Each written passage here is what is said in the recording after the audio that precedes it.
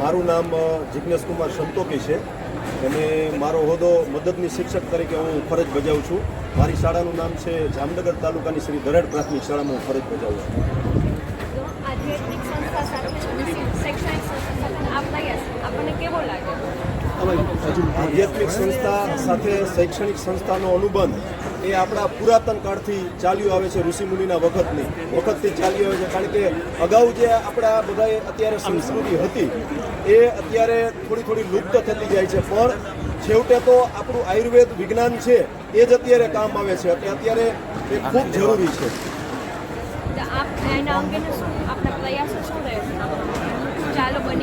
ચાલો બનીએ આદર્શ કાર્યક્રમ આજે અમે નિહાળ્યો એ ખૂબ આવનારા સમયમાં એ ગુજરાત અને સમગ્ર ભારતમાં ખૂબ મોટી ક્રાંતિ સર્જશે એવો અમને વિશ્વાસ છે.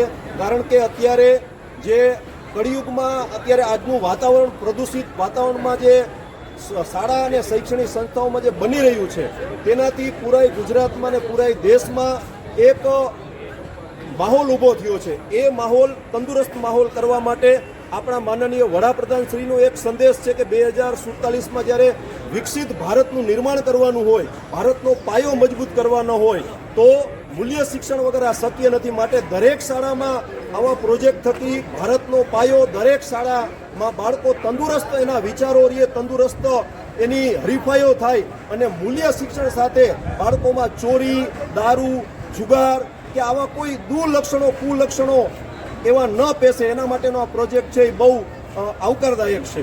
બાળકોમાં શું આ પ્રોજેક્ટથી એનો ફેરફાર આવી શકશે?